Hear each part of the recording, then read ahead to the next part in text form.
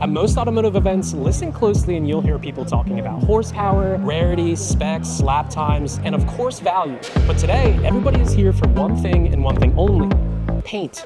Not the engine, not the wheels, the color. And after a day surrounded by some of the rarest Porsche colors ever put on the road, one question keeps surfacing. Why does paint change the way we feel about a car? When you look at a color, what are you actually seeing? I actually like cornflower blue. You get it in the shade, it just has like that deep gloss look, and it's gorgeous and it pops. So white is the best option for that car. Before paint became something that people gathered around, took photographs, and obsessed over, it had a much different job: protection. Before rare colors, paint-to-sample programs, metallic flake, and deep clear coats, paint was there to shield the chassis from weather, wear, and father time. It was function before feeling. But somewhere along the way, that protective layer became one of the most emotional parts of the entire machine. So how did we get from protection to this? To understand that, we have to go back to how paint changed along with the car itself. And by then, you might think differently about paint. So let's go back, because before paint was a statement, it was a chore. In the early 1900s, car bodies were coated with the same varnish used on horse-drawn carriages, brushed on by hand, layer after layer. You waited sometimes up to 40 days for a single car to dry, and even then, the finish barely lasted. Most owners repainted their cars every year, not because they wanted a new color, but because the old one had already failed. Paint was maintenance, nothing else. But then in the 1920s, two things changed. DuPont developed nitrocellulose lacquers that dried in hours instead of weeks, and the spray gun replaced hand brushes on the automotive line. But the palette, still narrow, still dictated by what the factory could run efficiently. In 1955, General Motors introduced acrylic paint baked after application. It had a consistent finish and it was durable, but still, the color you drove home in was the color the manufacturer decided you'd see. Its fresh appeal inspired this strapless gown of white satin top and a skirt of silvery gray gauze. And for a long time, that was the deal. You got whatever paint survived the process, and the color was just a byproduct of the manufacturer. I'm Earl Scheib. I'll paint any car, any color for just $99.95. No ups and no extras. Then in the late 1980s, everything changed.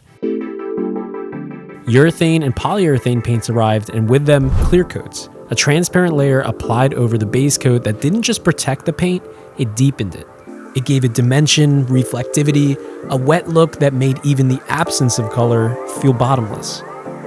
This is the moment when paint stopped being something that just covers the car and turning into something that people obsess over. So if the clear coat gave paint depth, the next question was, what do you put under it? For most manufacturers, the answer was still practical: silver, black, white, and gray. The colors that sell, colors that resell, the safe choices. And that's why when you see a color that someone really chose, it hits different. Porsche understood this earlier than almost anyone. Their paint-to-sample program traces back to the 1950s, when 356 customers could request colors beyond the standard catalog. But it was the 930 Turbo in the 1970s that made it official.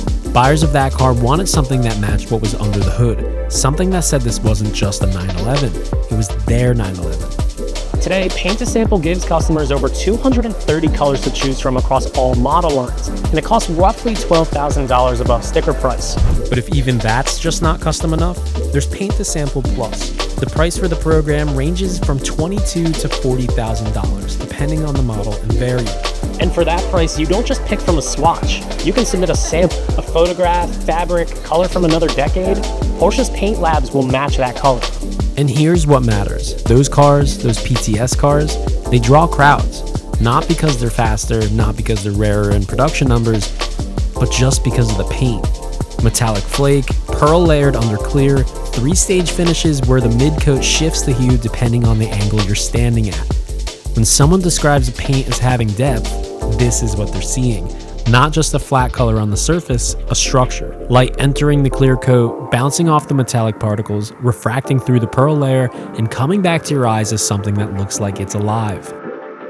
So why does paint change your way you feel about art? Every layer in our finish was designed for one purpose: to keep metal from rusting. But that same system ended up doing something that nobody expected. It didn't just protect the car from the world, it protected the car from becoming every other car in the world. The same technology that was fighting rust was fighting conformity. Special thanks to the team at 000 for the opportunity to cover Rare Shade 7 at Wildflower Studios in New York City. It was an incredible event filled with an atmosphere that only true enthusiasts could create, surrounded by people who don't just see cars as machines, but as expressions of taste, history, and personality. And honestly, it left a mark, because after spending a day around that many rare Porsche colors, it changes the way you see everything else, even the colors sitting in everyday traffic on the ride home. So the next time a color stops you, you'll know what you're looking at. It's not just a color, it's a choice. Drop a like and a comment if you enjoyed this, and let me know if you never want me to make a video again. Bye. Like if you stood in the middle and I was super zoomed in, and you could stay. Sure, you can cut that clip and delete it.